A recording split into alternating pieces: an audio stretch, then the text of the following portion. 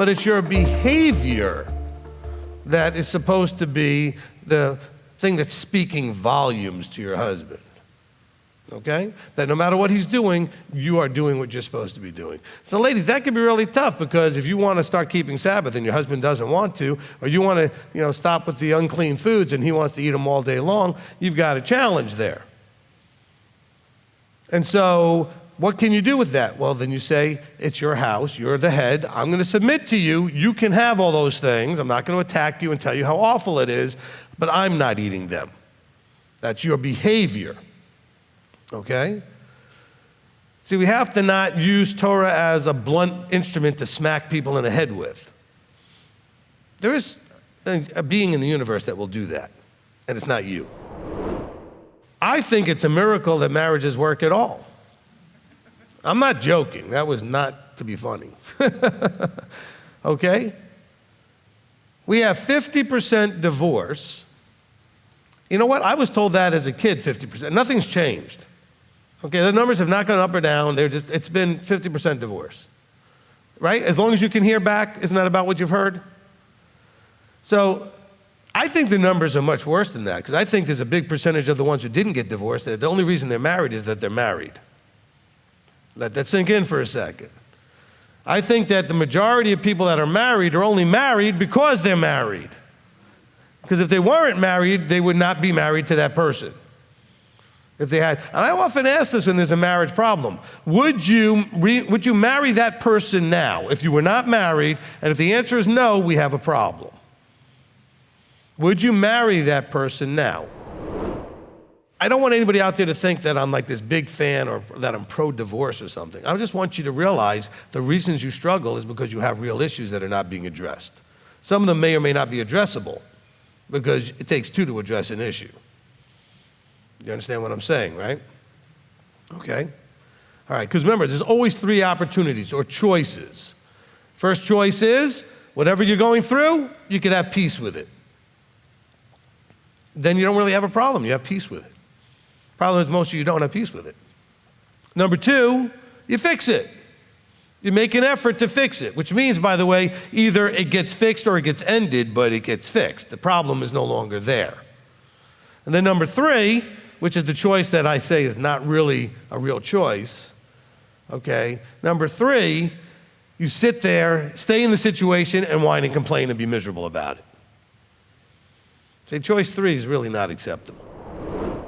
Your husband's doing A, and A is not right.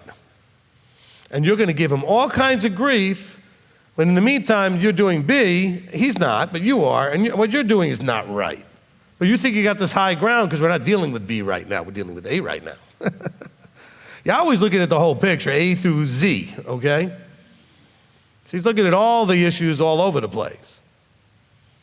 And so just be careful, Plus, often enough, and this is really just it's amazing that it happens, sometimes you're picking on your husband for A and you're doing A too. But not at that moment. And then your husband throws it back in your face and you get all mad. How dare you? But wait a minute, you do the same thing. What do you mean I do the same thing? Well, you do. And then we get in that level of hypocrisy where it's okay for me, but not for you to do it. Live together with understanding. Seek to understand them, okay? And then give respect. All the men ever want to talk about is how they want to get respect. No, give respect. Respect that they're different. By respect, by the way, ladies, it doesn't mean they need to listen to you and do what you say. Respect means they should be listening to you and making decisions about what you said. But it doesn't mean that I've had people accuse me in the past, you don't have any respect for women, or you don't like women, or you hate women. And when I asked why they felt that way, it's because they told me to do something, then I didn't do it. I said, no, I just didn't do it because I didn't agree to do it. It had nothing to do with the fact that it came from you. Factory default was supposed to be the man was stronger than the woman physically and emotionally, okay? Stronger meaning more balanced in the emotions, having more control over them, and physically just actually stronger. That's the factory default. Because now we got a bunch of guys who are just as emotionally fragile as any of the ladies. And we got some ladies that are physically could beat the snot out of the guys and do harder work. And I've watched ladies outwork men. But understand, the man was supposed to be looking. So that's when you take this sentence, understand where it's the time frame of this and the understanding of the factory default. Because I don't want you ladies thinking, what do you mean the weaker vessel? I'm stronger than my husband. Well, you might be. That's a problem. That's not a problem that you're stronger. It's a problem that he's weaker.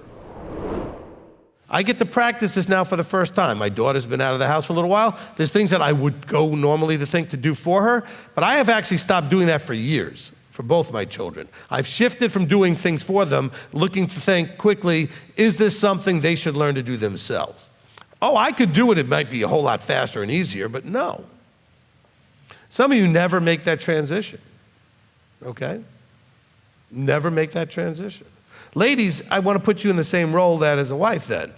Stop treating your husband like he's your child, and you're going to go and do things for him that he should do himself. You're going to intercede and intervene because of your fear that something's going to go bad. You do that for your child. You don't do that for an adult.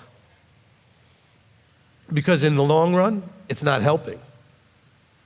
In the long run, it's causing more damage than good, because then they're not learning what they need to learn from the experience. Guys, there's just a couple of words at the end of that verse that are really important for you to pay attention to. If you don't do these things, you may just have a problem with your prayers being hindered. So if you think that you're praying and it's just not getting anywhere and you're married, you may want to think about this section about how you're treating your wife. I mean, everything else sort of made sense. Okay, he talks about this and that, and all of a sudden he throws in this prayers hindered thing. Why would your prayers be hindered? Could it be because you're not walking in the role he gave you? So he's like, why should I listen to you? You're not doing what I said. You're treating your wife horribly. So why would I answer your prayers? Because you're not showing her respect. You're also not showing me respect, because I told you to treat her with respect. It says, love your wives. Don't be bitter toward them. And by the way, that word, the way it's worded, as often when language is translated, we lose, essences of it or nuances is, I guess, the better word. It doesn't mean don't treat them in a bitter way. Don't be embittered by them. Don't allow whatever they're doing to make you bitter. Okay? Love your wives. Because we do all kinds of dumb stuff, and the Father does not, thankfully, ever get bitter towards us. Oh, he corrects us and chastises us, but it's not out of bitterness, it's out of love, okay? He says, husbands, love your wives and don't be bitter towards them. Don't be filled with that bitterness towards them. No matter what they do, you can't do that. This is why the expectations exercise is so important. You should be able to tell your wife before you get married, your fiancé to go, or whatever it is that you're looking at, and say, this is what I'm offering and promising to do for you if you marry me. You can expect all this, and this is what I expect from you. I told my wife, you'll get your 100 yeses. I'm not counting them, but it's an abundant amount, at least for every time I say no. Because I'm not going to say no unless it's absolutely, in my mind at least, a critical thing, which most things are not. So it's not going to happen very much, okay? It just has to be. But again, if you don't know what you're doing and you're not a man yet or you're not a woman yet, you don't understand how to do those two roles. Because boys and girls don't behave like men and women. Boys and girls are much more, can we all agree on this at least, that we're much more emotionally driven?